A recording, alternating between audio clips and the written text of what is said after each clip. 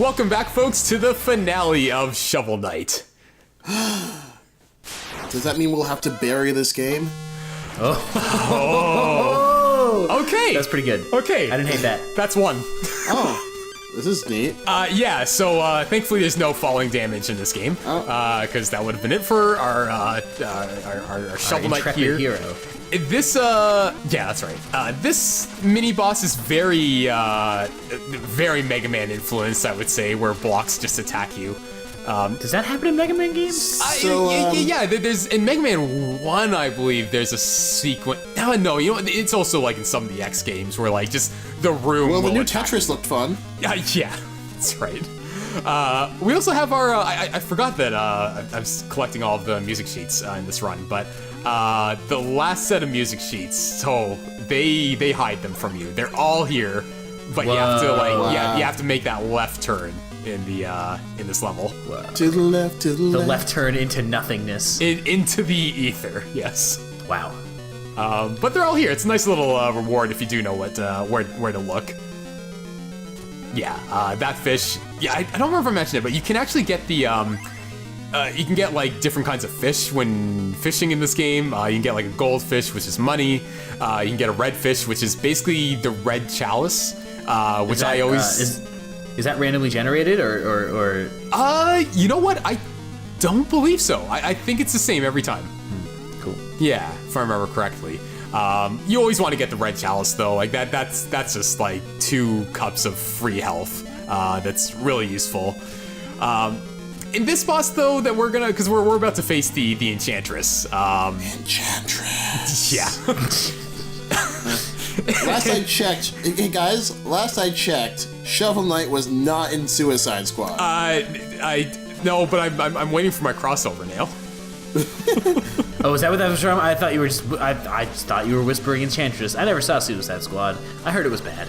Oh, it was not that bad. It was better than Batman v Superman. It's a pretty low bar. Ooh, that's true, but at least the thing is, like, unlike Batman v Superman, like, it was enjoyable to some degree. Enjoyable for the wrong reasons. Like, enjoyable because it was pretty bad. Well, no, but it also had some sense of fun, whereas, like, the previous DCU movies were, like, so grim dark it was actually depressing. Yeah, maybe that's why the Enchantress is so bummed out. It's just no good. She was just watching some DC movies one day and thought, wow, this isn't great. Oh my god, they were right. Hey guys, Wonder Woman was fantastic. The Enchantress is Carmen Sandiego. What? Oh, this is where she's been. There's that new Carmen Sandiego coming out on Netflix. It is, yeah. Is it live action or animation? Yeah, it's not a game show. I think it's literally about trying, like, Carmen Sandiego being a criminal and trying to track down Carmen Sandiego. What is the deal with Carmen Sandiego? Because, like, I know it's like sort of like a long game meme, and I have like I know it's a long game series, but I don't know, like, what did Carmen Sandiego do? She steals shit. She's actually got like S tier powers where she can steal literally everything. She can steal the Statue of Liberty. She can, and she has. She can steal like entire countries. She's got god level powers. Imagine the logistics of that. I don't know. She's got a magical coat, I guess, that she can stuff anything into. Is that where she stuffed? I remember her coat, but like, is that where she stuffed all the goods? Gotta be, right? It's gotta be her coat. I mean, I guess so. She didn't have like a getaway Felix van. the Cat magic bag, so she must have just the magic coat. I wonder if in the Carmen Sandiego universe, there is like a shirt that's like, I survived getting stolen by Carmen Sandiego. Yeah, that also happens in a Ninja Turtles game. I think it's in the Hyperstone Heist, which is the Genesis version of Turtles in Time. They just steal the Statue of Liberty. Maybe while people are still on it, I don't remember. Can you do that game for the channel, Tim? Hyperstone Heist? Yeah. Man, that game, I lost that game when I was in, like, I had the game on Genesis. It was, like, probably my favorite game. And I lost it on, I think I let a friend borrow it, and then that friend gave it back to me at school, and then the cartridge fell out of my bag or something, and I just lost it forever. And then some other kid found it and didn't know what to do with it. Probably sold it. That happened to me, well, I was on the other end of that when I was a kid, and I got A Link to the Past. Oh, that's right. I remember you mentioning that like a long time ago. Yeah, like my aunt just sort of happened to find it on the ground in the snow one day and gave it to me, and I'm just like, okay. Oh, in the snow. I didn't hear that part. And, Wow. and it works. And it worked. Yeah, one time my friend in like this is in like elementary school, like found on the street, he just found an NES with Super Mario Brothers 3, and he took it home like on the street, and it totally worked, and he still has it, I think. God damn. Yeah. Okay, so this part of the boss, it's sort of got Contra syndrome where like if you die during the boss, like to the bottomless pit, you die. But here. There's clearly a bottom floor that Shovel Knight's This just, is like, such fun. a great, like, again, just like the game doing really nice little storytelling moments of just like calling back to all the dream sequences and having it actually happen and all these things. I was half expecting it to just go into a big flash of light instead of her actually getting caught. It was all a dream. Well, actually, for Shield Knight, it was all a dream. To your point of me having to, or me that I should do the Hyperstone heist, I think that actually would not be fun. Like, I think beat 'em ups aren't that fun to watch. It's just like you run forward, you punch some things. Also, it's not even the best version of that game. Like Turtles in Time is a way better game. Hyperstone heist is like really short. It's still good, but it's super short. So, Yeah. So this is the true final form of the Enchantress. She has taken her, I guess, her pure form back. Yeah, you get to fight her with Shield Knight, which is also extremely cool. that's cool. Yeah, it's really neat. Hell yeah. The assist? The Dream Team returns. Usually with these like quote unquote companion fights, in video games, traditionally I find they're not like totally executed well. This game doesn't do too bad a job. Like Shield Knight's movements are RNG, but there is like a set pattern that Enchantress will follow through this boss, and like Shield Knight's programmed to sort of react to specific movements of Enchantress. So it's, you're more or less at the mercy of the bottomless pits, as always in this game. Right. I know this is sort of putting you on the spot, but can you actually think of other boss fights where it does a similar thing? Oh God, I'm thinking back to this Looney Tunes game that I played on like PC in '97. Okay. Yeah, it's like I think Bugs Bunny and Taz Nice team save. up, but it's really awkward. Like the whole execution of the game is awkward. The closest thing I can think of is maybe Sonic Adventure 2. I was just gonna say, like that last boss fight. Oh God, You don't really help each other though, right? Like, don't you just sort of Yeah. switch between which one you're using? yeah, and they function the exact same way. Though, thanks for rejigging my memory. The Sonic 3 and Knuckles, there's a boss fight where you're basically latching onto Tails in this like flight battle with Eggman, and it can be like, it's not terrible, but it can be sometimes finicky if Tails catches you or not. Or actually, no, some last battles of Zelda games, because you have to rely on Zelda to give you light arrows. Oh, that's a good point.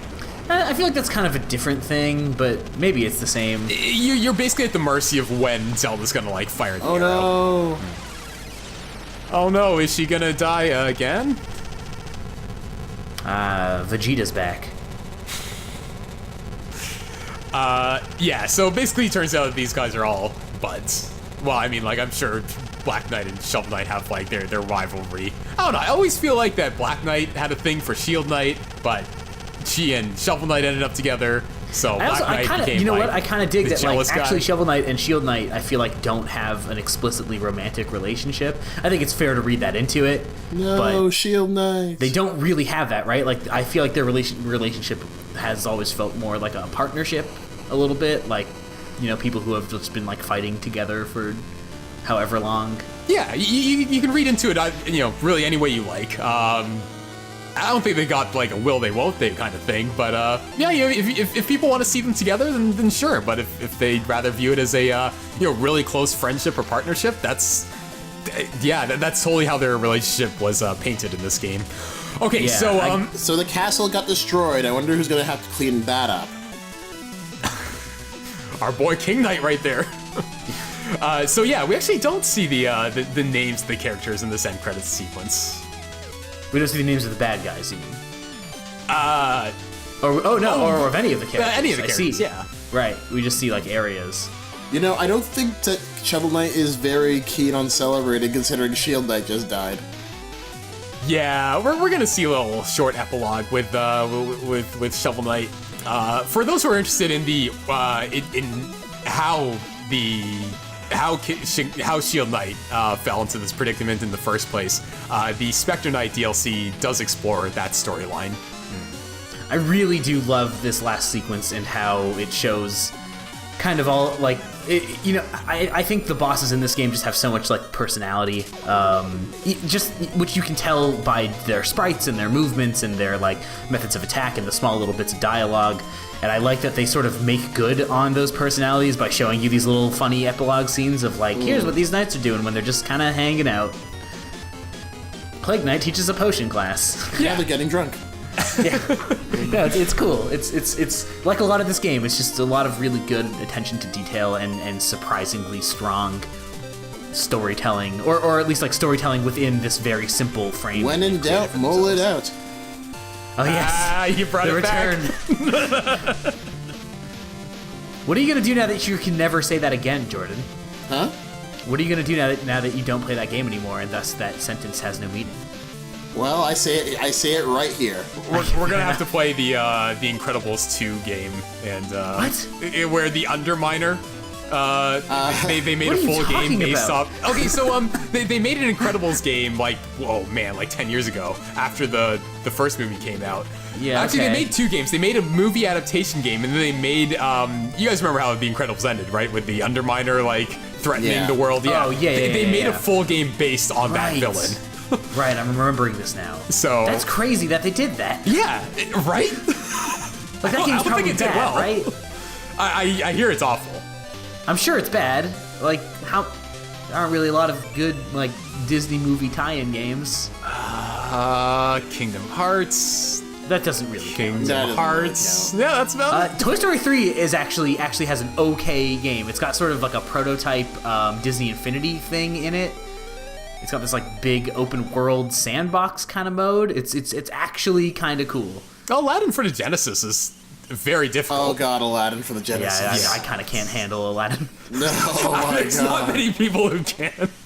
I mean, like, you know, that game was fun and all for the time, but then it got to the stupid Cave of Wonders, Cave of Wonders, carpet thing. That game just, oh god. God, I don't know what's worse, that or the Yeah, there's the Lion King game has a similar thing where it's like Oh, pretty yeah, that's good right. until you get into I just can't wait to be king, and then it's hot bullshit. I don't think I made it to that part, to be honest. It's actually a cool level in that it does a pretty decent job of trying to like actually match the musical sequence in the movie and like use the concepts and like the framing of the movie scene in the game itself, but it just like does not work from a gameplay perspective, and it's a lot of really bad trial and error and stuff. So yeah, guys, this is Shovel Knight. Yeah, that's the game, man. Final thoughts. I dig the hell. Every time I watch this game, I'm like, man, I should go back and play this game, and I still haven't. But like, I swear to God, I'm going to. Wait, did you say I dig it? Yeah, I dig it. Okay. Oh my God, I didn't even mean to. I'm sorry. That was an accident. You've made a pun, Dan. You're one of us now. I did it, guys. I did it. Very fitting for the finale. I really enjoyed it. It reminds me even more that I have to actually play this game at some point in the near future. I really dig it. The sprite art was really cool. The storytelling was solid, and even though it's like it sort of does what I really like in certain stories, is like minimal storytelling that's really sold through like through actual interaction and the and just people and like different actions rather than words. And like, yeah, they did explain some certain things like when the characters interacted with each other, but for most part, most of the storytelling was not told through like a long storyline or a long sort of text box. So I really liked that aspect of it, and it just was really, really cool. Yeah, and like this is one of those games where like I find this really fun to watch as like a speed run or a let's play, but it's also just as much fun to play. Like if you've never actually played the game, but you've like seen it played before, it's still totally worth it. I was really, when I first started playing this game, I was really kind of skeptical of it. Like, I was like, okay, I'm going to try out Shovel Knight. It looks really cool. But as someone who, like, I don't really like a lot of old Nintendo games because I find a lot of the difficulty in them to be, like, really unfair. And I was really worried, like, playing this game. I was like, oh, man, like, I'm going to have to go through all this difficult stuff, and there's going to be some part that really pisses me off, or some part where I think I'm just like, oh, I'm never going to be able to finish this. Basically, whenever you pick up a Mega Man game. Yeah, totally. And I started playing the game, and I sort of kept waiting for that moment to happen, and it just never did. It doesn't. It does so much right. It's a really smart... Wait, it says it has a speedrun record on it? It does, really yeah. The Yacht Club Games is pretty big on the speedrunning community, and Smoggy, I think he still holds the... That's actually surprising. Yeah, I think Smoggy still holds the record to this day, but yeah, sorry, yeah. I think I love the way the game is using old school action and old school sort of platforming concepts, but updating it for sort of modern game design and making it more accessible and easier, and following sort of what, like, design, sort of more like game design best practices, I guess. And just making it like, yeah, I beat this game, and I was challenged, but not in a way that felt unfair, and I really enjoyed my time beating it. Yeah, and to that point, there aren't a lot of games out there that meet that mark. Like, and there's that 100%. There's that 100%. Just over 4 hours. I usually come in under, but I left the game on while I was getting lunch one day, and it just ramped up my time by like half an hour. Yeah, no, that was the amateur move. Yeah, do it again. Speedrun ruined. Why bother uploading this to the internet? What was I saying? So. Oh wait, epilogue. Yes, of course. She's alive. She made it. Yeah, but this game, like, it does meet that mark of taking old school platforming concepts, excuse me, but modernizing them for, like, you know, today's day and age without negating the challenge. Which isn't something a lot of games like hit. Like, after Shovel Knight, I went on a huge kick to find more of these games. And I think Gunman Clive on the 3DS, and I think they ported it to the Wii U, was the only game that was really satisfying, but that game takes about half an hour to beat. Yeah, and they made a sequel to it, which is just as good, but that only took, like, another half hour. But yeah, you know, there's definitely something to be said about how Shovel Knight hits that mark, like, so perfectly to make a really enjoyable game. And has a really sort of happy but bittersweet ending. That's really nice. It does. You know, like, it's just nice. It has a feel good honestly ending. Like in that last animation where Shield Knight, like, curls up around him when they're, like, at the fire, like, that's, like, surprisingly emotional. Yeah, right? For a game that, like, doesn't have that much storytelling, and, like, doesn't have super complex characters or anything. Well, that's what I was saying, like, earlier. Like, it has a lot of storytelling, but a lot of it's done through, like, you know, gestures and like certain interactions, and not rather than this, like, having this long sort of literary arc. Yeah. Which is, like, crazy for, like, an 8-bit / 16-bit game, where those little gestures, like you were saying, Jordan, like, aren't really used to convey that sort of thing. But this game, obviously being made in this day and age, they're capable of doing that. But they do make good use of it without overdoing it. Like, to me, that's, like, another good sign of just, like, updating these old things for this modern age, where it's actually using these sort of game or, like, game storytelling concepts that are a little bit more modern, and, like, this idea, like, giving you those dream sequences in between levels and stuff, just to sort of build that out, but making it this playable sequence that sort of has meaning, is really. It's really cool. It's just really cool. Yeah, and I think that's the key too. Like, still making it, like, a playable sequence. Like, it's still very much part of the game. Like, it's a bonus sequence, and then you get, like, like, you know, your health up after that. Like, it works seamlessly for as a storytelling device and as a game element. So yeah, you know, if you guys can't tell, this is definitely a game you should play if you've been watching this Let's Play. Thanks for checking it out. I hope you do enjoy it if you've never played it before, but are getting into it. The DLC is great. I definitely recommend the Plague Knight. No, Plague Knight, maybe if you want a challenge, but the Spectre Knight DLC is great. You can do the whole body swap now with the characters, which is really cool too. That's a really cool thing. Yeah, it's just a great thing that Yacht Club did. And thanks for watching. This has been the three Amiibros on Shovel Knight. Stay tuned for our future commentaries.